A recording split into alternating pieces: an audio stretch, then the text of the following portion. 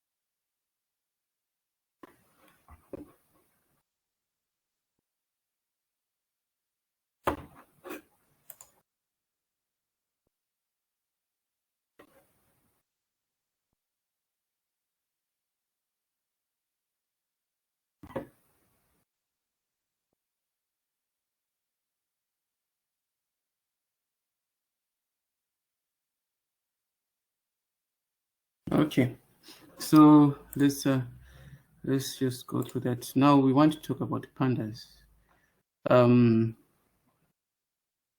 Okay, I think my notes are not in order, but I didn't get a chance to put them in order. But I think I'll just skip this part, then we'll come back to this.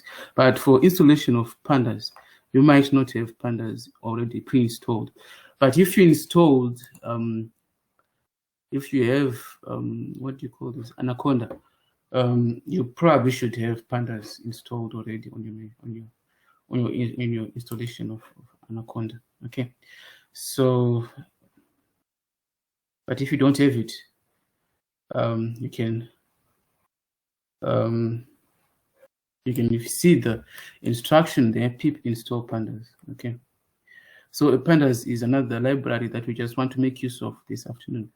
You might wondering, oh, what is all this talk about pandas? But it's just another library that we want to talk about, just like previously we're talking about NumPy, and now our library is called pandas. Okay, now pandas, it introduces another concept. Perhaps it's mainly two concepts. Firstly, we'll be talking about data frames, whereby it views the data that we have given it as in the form of a data frame, which is more like a table of data. Okay, and it also is able to work with data that is in an external file. Okay, so here we have we're told that it is a pandas data frame is a two-dimensional data structure, like a two-dimensional array or a table with rows and columns. In the data frame, a column can contain only one type of data, but columns can be of different data types. The columns, they have labels which make it easier to work with the data, and the rows also have labels which are called indices, okay, or the index of that row. And for a basic pandas data frame, we have the data frame, we're calling it DF, and we have the PD, which is representing the pandas library. Okay, so usually when we import that library, we say import pandas as PD, that just like you can see here. Okay, so we have that as import pandas as PD. So from that library PD, we want to import that. We want to use the function data frame, whereby we're actually creating a data frame. And when we create the data frame, we need to pass the data and to specify the labels for the column, for the index, or for the rows, and for the columns. Okay. So here you can see an example. Import pandas as PD. Data is that, and then when we run that, you can see data is specified as in the form of a list, as lists, 3 lists inside of a list. Okay, so when we created that data frame, we passed that data, and because we didn't specify any labels for our data, you can see that default labels were created, whereby here we have 0 and 1, and here we have 0, 1, and 2. Okay, so this is an example of how this data is interpreted by the Pandas library. Okay.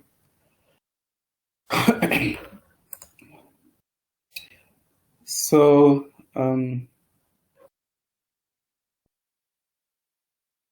then here we are creating our data frame from you can see, I think we can all recognize this type of a container. It's actually what it contains keys. For every key there's a value, so that makes it a dictionary. So we are in this particular case, we are creating a data frame from a dictionary. Okay, so in such an extent that when we created the data frame, we were specifying the labels at the same time. Okay, and what was created for us now is the indices, but otherwise the labels, we were able to specify them when we use, because of our use of this dictionary. And now when we want to use, when we want to return one or more specified rows, we can use an attribute called loc. Okay, so here we created our data frame, and this is the data frame that we created. And from okay, this is where we are creating the data frame, and here we are printing that data frame, and from that data frame we are printing only a specific record. So probably here we have the 0 representing what if, and you can see that this is representing the first row, which has the calories of 420 and the duration of 50. So what if we change? So if we change the index position there, we're going to have different data. Okay, so we are able to extract data from our data frame. That's like we had to see how we can create our container with every type of a container. We have to see how we can create the container, how we can manipulate it. That is the same thing that we need to do for the data frame. We have to see how we can create the data frame, how we can add and remove items from the data frame, and how we can manipulate the data frame. Okay, viewing and so forth. That is our task. Okay. So here I have another dictionary, and it's created. We have the age column, which has those ages, and the gender column, which has those genders. Okay, and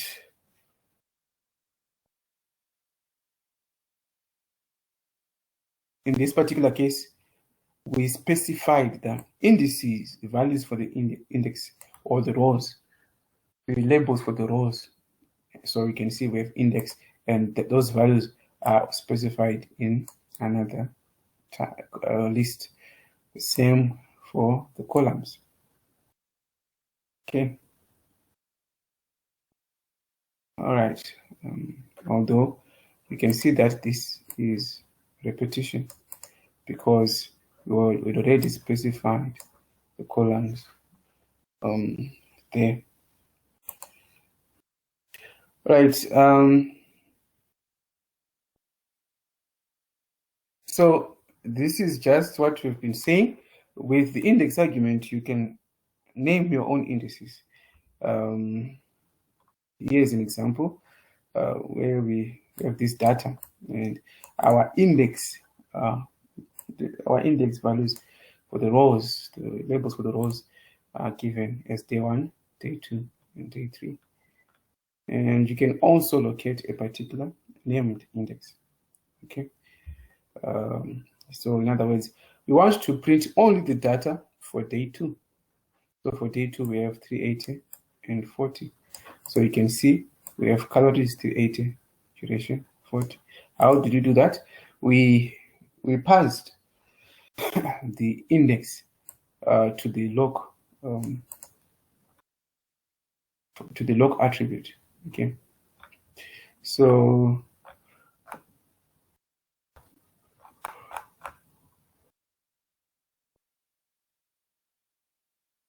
I think I forgot to mention something here. Here we just had one row that you wanted to print.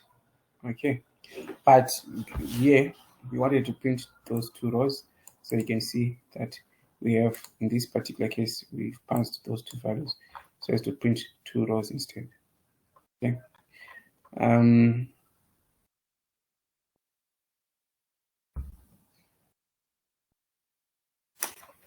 Okay, so in terms of the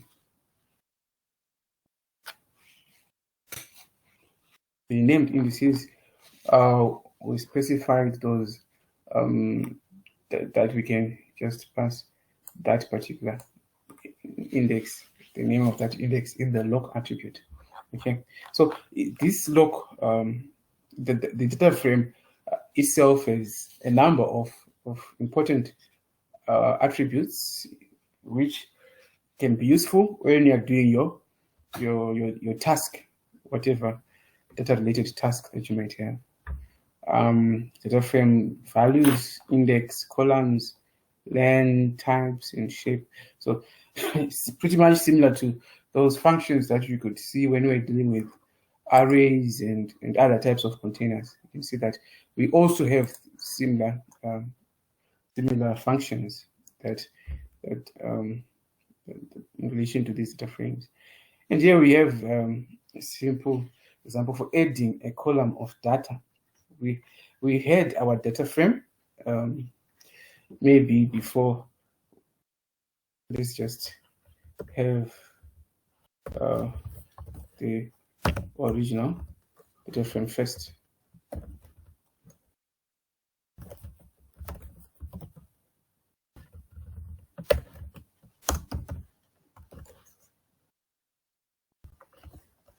So, sorry, something is missing there. Okay, so here we have our data frame. The original data frame is that we might be able to follow the changes. So there's our original data frame where we had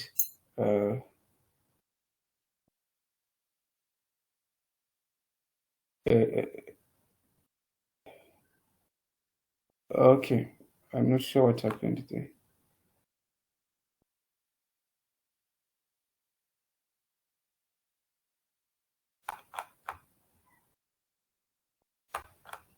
All right, maybe let's create the data frame again, because you can see here our data frame already contains, even when we say the original data frame, it already contains the data, because we had done this code. I'd run this code before, so that is now the the current data frame that is being recorded.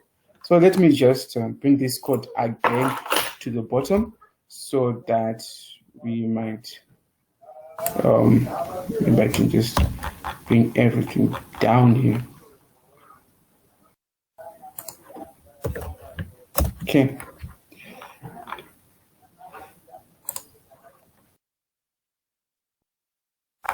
So I've created again the data frame. maybe I can, for here, I can remove this part and I can see. So we're saying there is our original data frame. And how then are we going? So here is our original data frame, which contains 2 columns. Okay, so how are we going to add a column? We just say df and then we specify the column name C, and we specify the values for that column. And when we say print df, in other words, you can see that now we have when we print the data frame for the second time, you can see that we do have the column C added to our data frame. Okay, now the column C has been added to our data frame. And so far, are we together? Are we together so far? Okay, thank you very much. So is it Cleopatra or Cleopatra? Every time I see that name, I'm afraid to mention it. Okay, thank you for the clarification. All right, so so that is what we can do with our data frame. But there's in this particular case, we just wanted to print this particular column C. So the column C is the one which contains values 4, 5, and 6. So you can see that's how we have done that, achieved that. We just said print df.c. Okay. Then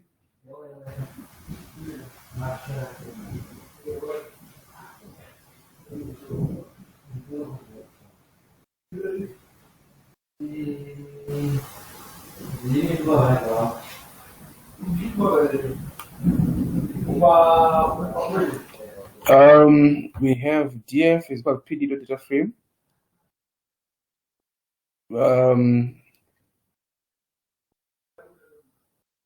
We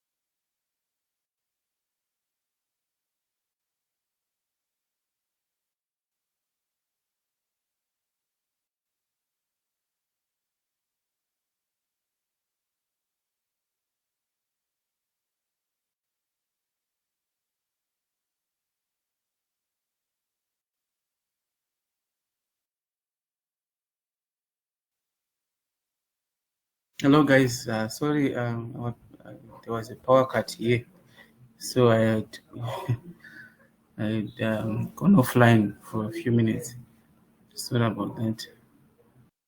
I hope there's people still in the classroom, so I think let's just rush through the. Not sure if we have power for very long, but we can just rush through the rest of the lecture. But it's quite interesting stuff that we have here. I hope you guys can hear me.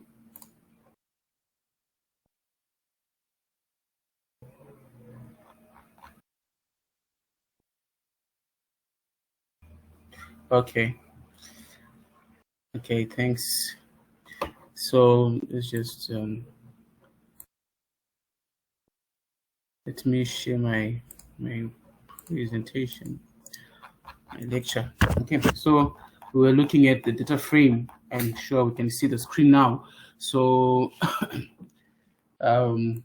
we were looking at this data frames and how to deal with data frames, and I suppose then ultimately we'll talk about slicing as well in terms of the data frame. We also need to do slicing, and you realize that the syntax for slicing a data frame is just the same as what we were doing previously. And for us to slice the data frame, we can use the loc attribute. And there's also another attribute called iloc.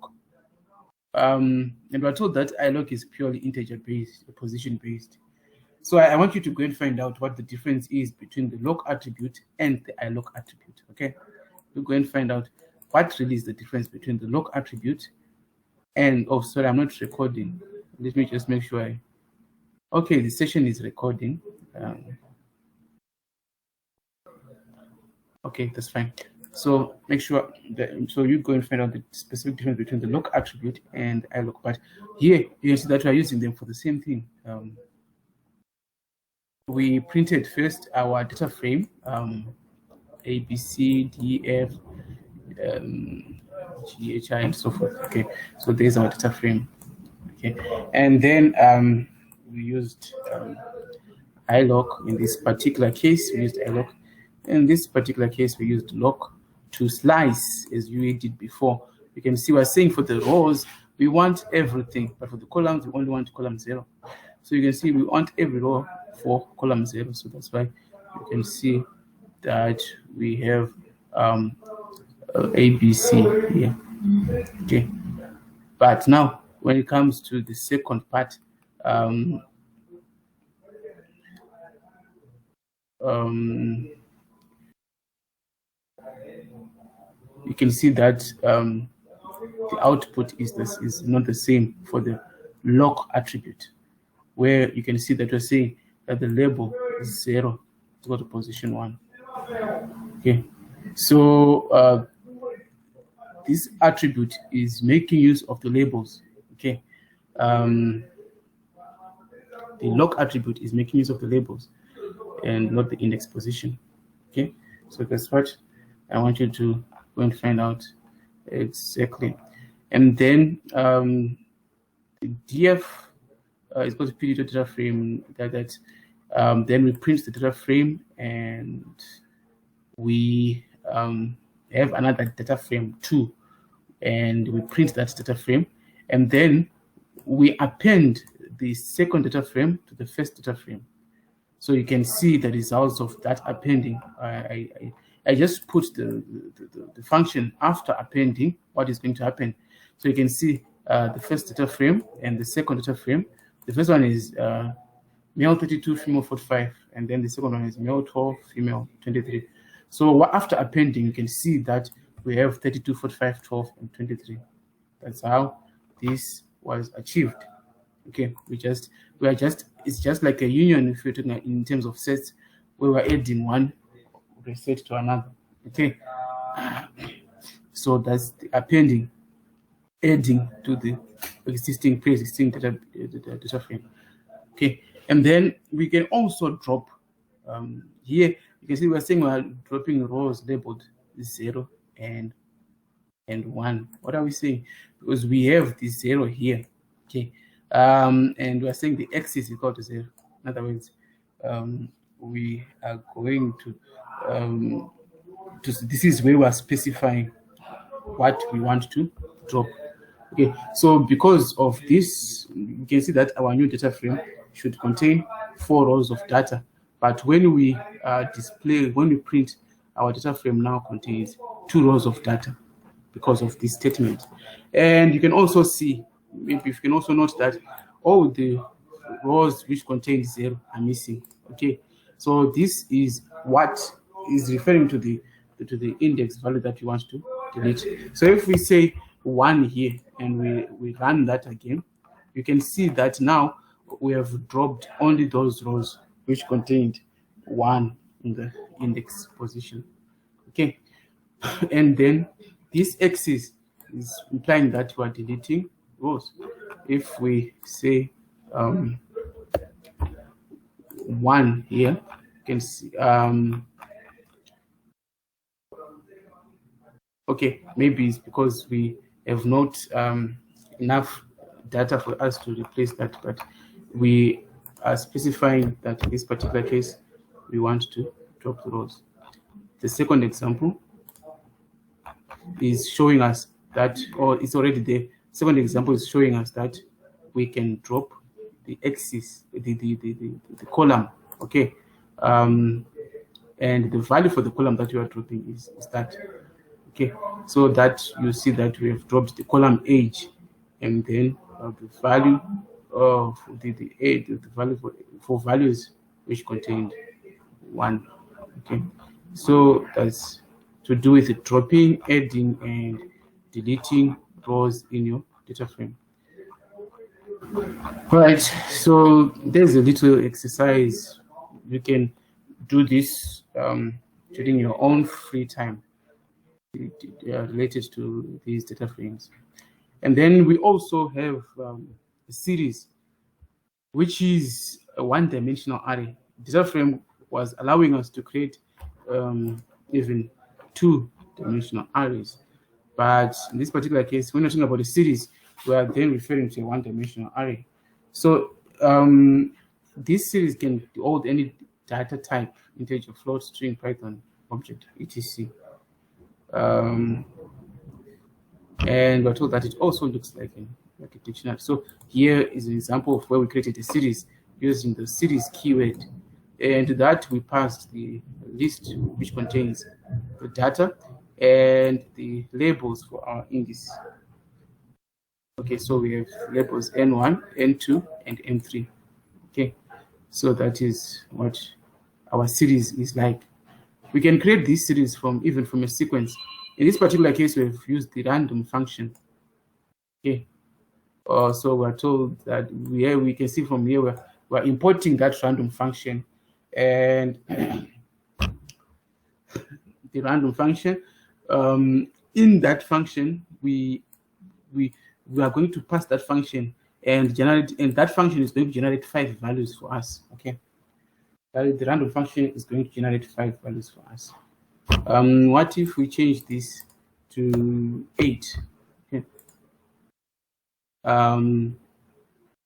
You can see, you can see that there's a mismatch between the values. Okay, anyway, for now we'll just deal with the 5 values. There's a mismatch between the indices and the number of values, but we are specifying that the random function should generate 5 values for us. Okay, and then after passing 5 values, it means that this rand n is representing 5 values, and the indices for those values is A, B, C, D, and E. Okay, so when we print that, you can see that we have the 5 values there displayed. And then we have a dictionary, and we want to create a series from that dictionary. So from that dictionary, the keys are now used as the indices, and the values are used as the data that is contained in our series. Okay, so you can see that here we have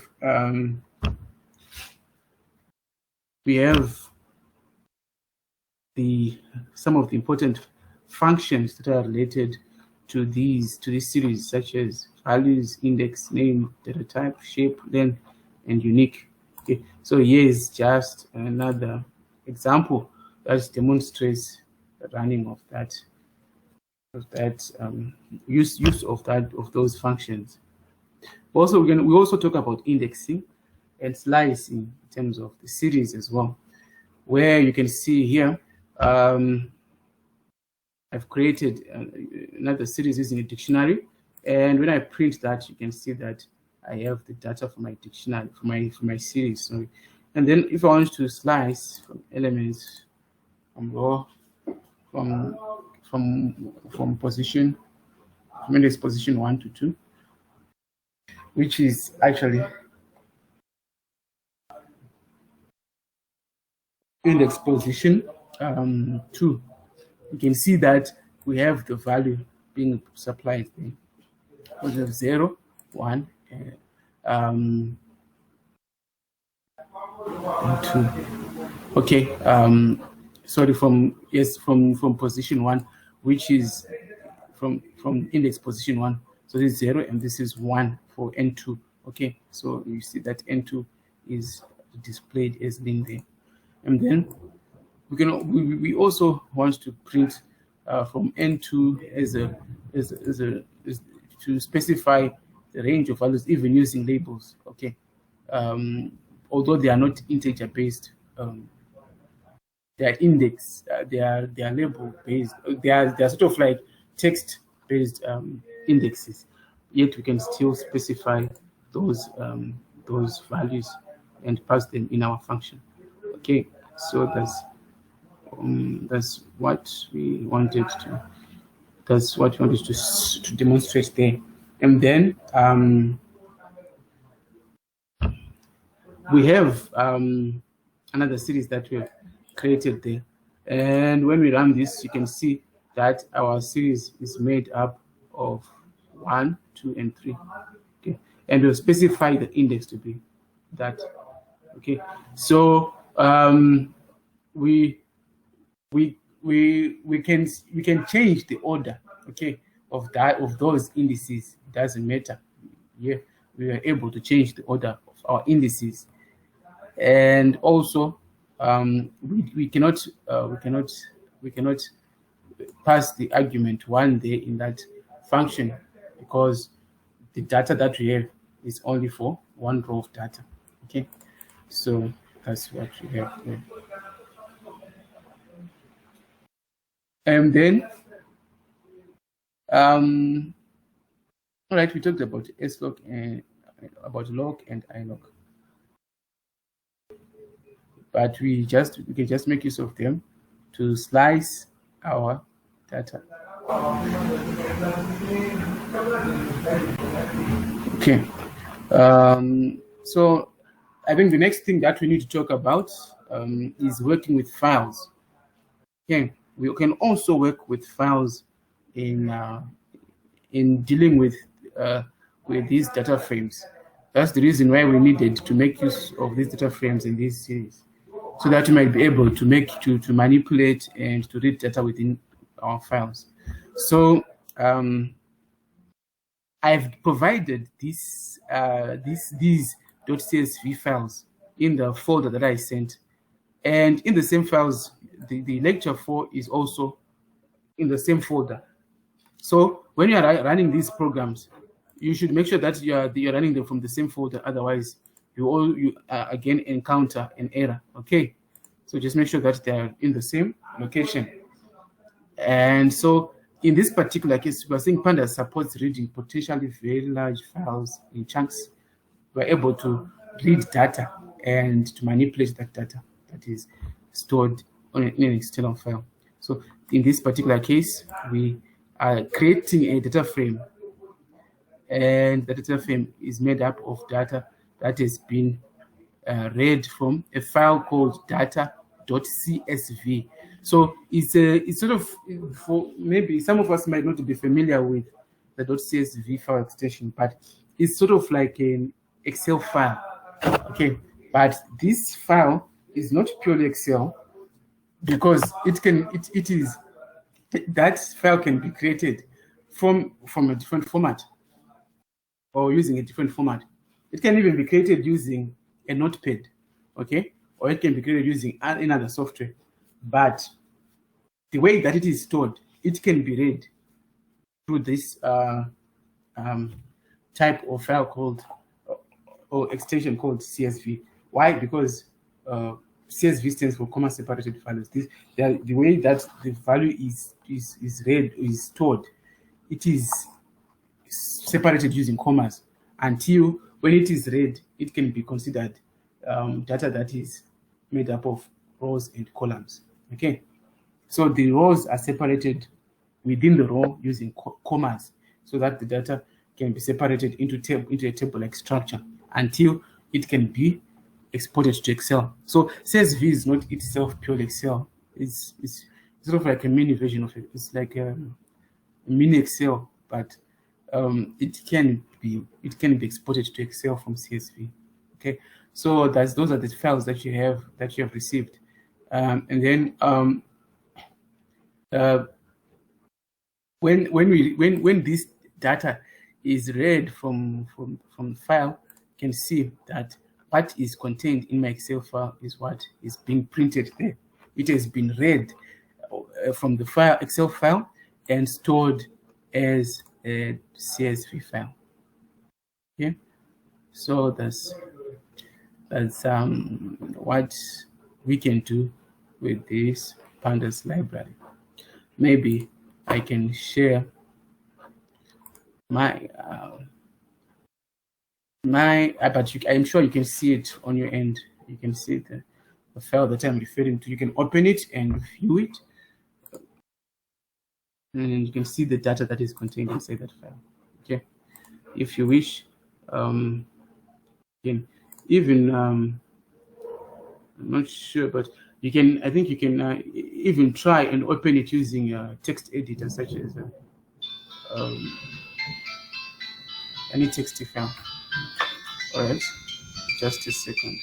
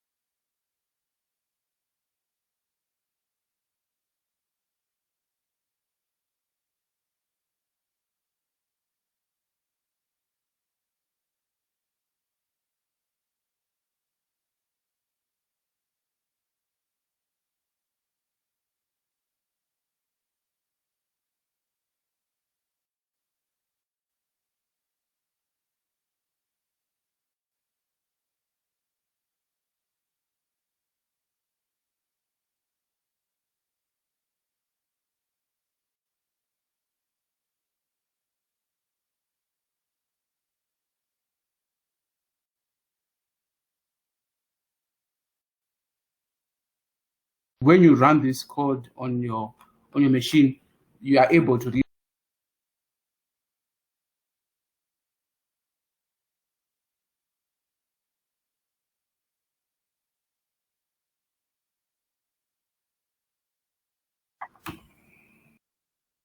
Okay, sorry about that. I was on an important call.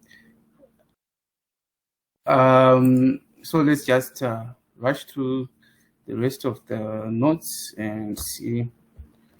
But I'm sure when you run this code on your machine, you are able to read the data, okay, from your Jupyter Notebook interface. Is that correct? Have we tried it? Have we tried to read that data?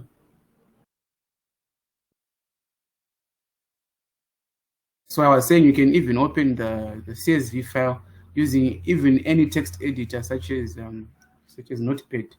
Okay, so it's because the data is just separated using commas, and when it is read in CSV format, those commas are discarded, but they are substituted for rows and columns. Okay, so this is just a function to read data, and this time we have an attribute that we have passed there. Was saying that the chunk size is 10. Okay, so somehow it's taking time to display. Okay, and then there are different file formats that are supported by Pandas, including HDFS, SQL, and of course you can see there's a Hadoop distributed file system, Excel, SQL, and so forth. So it is quite powerful in that regard. And so this is another example where we are importing data from CSV files. And here I'm reading data, the first and the second, A and B. And after reading that data, I want to print those data frames. And now the first function that I demonstrated here is Concat Function, whereby I append rows from one file to another. Okay, so that is concatenation. I'm appending the files from one file onto another.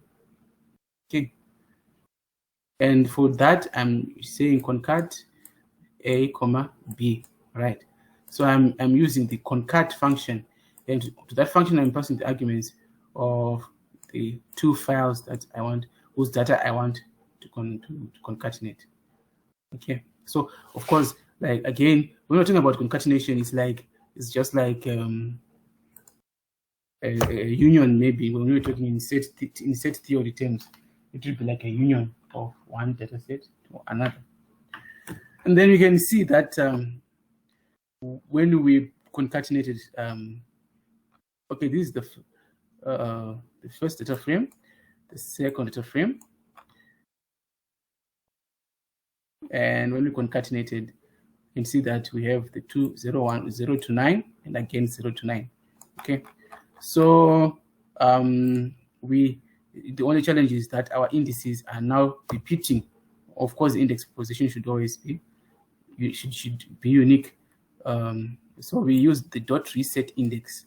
The dot reset index function. So after that, I printed the concatenated files, and you can see that we have those indices spanning up to 19. And we have another two files, two CSV files that you have there with you, whose data frames are not the same. Okay, there are two files whose data frames are not the same, and in terms of the number of columns. Yeah, unfortunately, I did not print those before I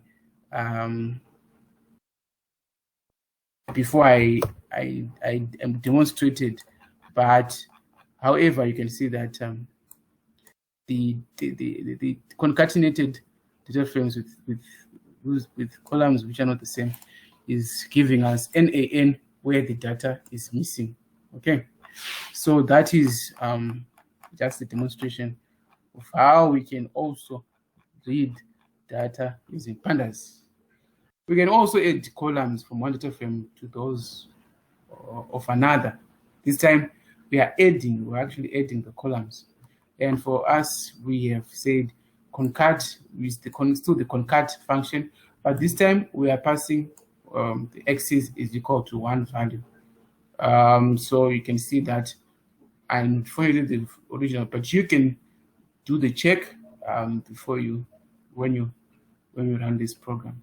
So you can see that now we have columns that have been added to one another. Instead of these being appended to the bottom, so we have this data has been appended onto the sides. Okay. Or we can also use merge to join those columns, where in this particular case I've used merge. Okay. And we have attributes such as how and on that explain how we're going to do that merge.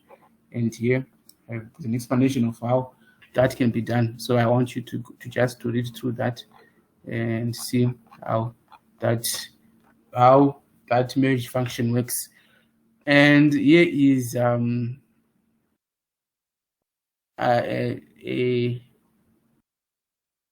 okay, it's just a practice example, another practice example for you, right? So I think that brings us to the end of this particular lecture, right? So I think for now, what we've done is sufficient, all right?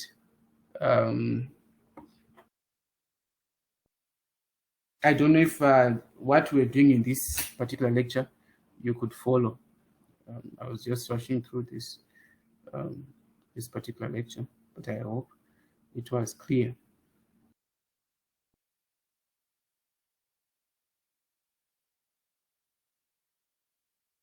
Okay.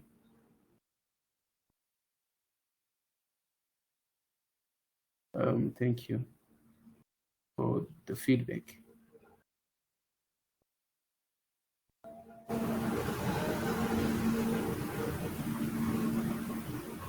Yes, of course. When you play around with the code, you see how it is done. Someone is asking for typical exam questions. I usually make it a point to provide those to students. I want you to be suddenly surprised in the exam where you see the type of question I ask. Okay, so those you can expect them. Okay. Yeah, because you see, the thing with exams is I can ask anything, because what I have just given you here, I can just ask anything. But normally we just want to make sure that we confine ourselves to a line of thinking in which we measure the amount of grasping that you've done for the content that I was expecting you to master. Okay, so it's not so much about surprising one another in the exam.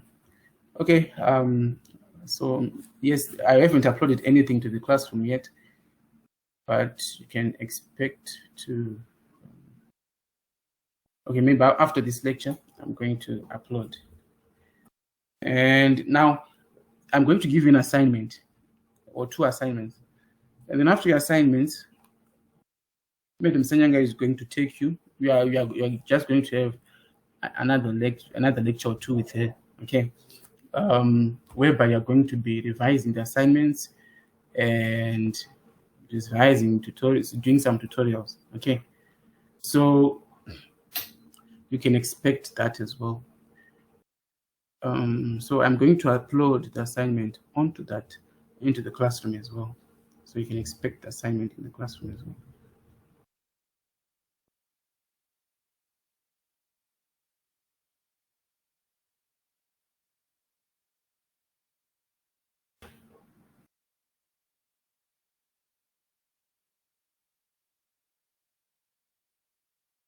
The assignment, I'm sure, is going to be individual.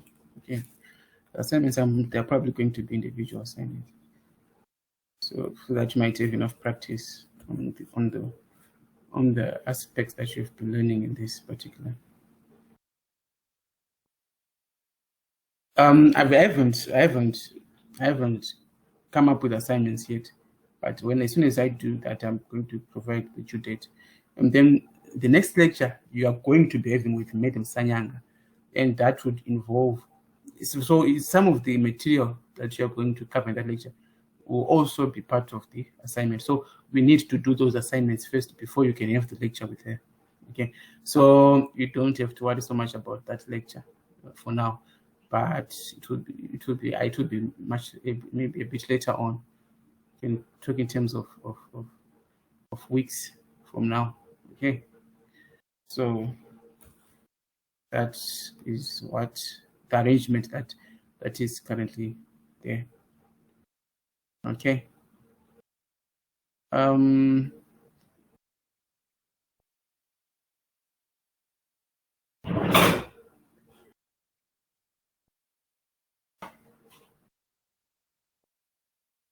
All right, you're welcome.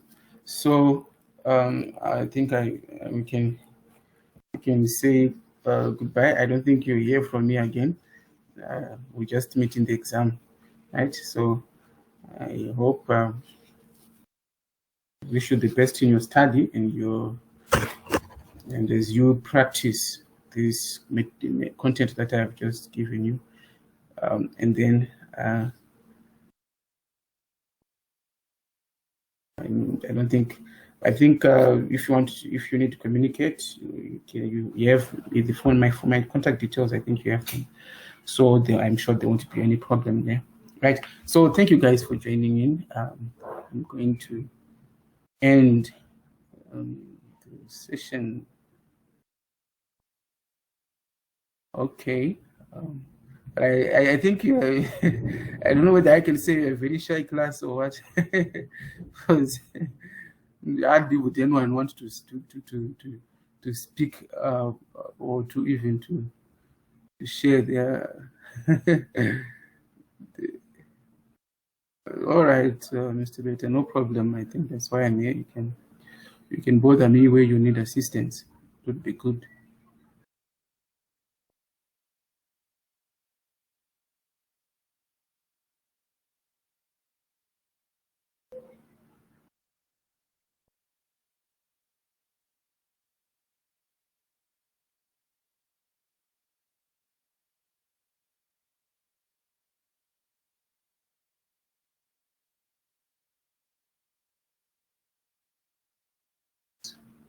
Just note that probably your exam will probably be a practical exam, okay?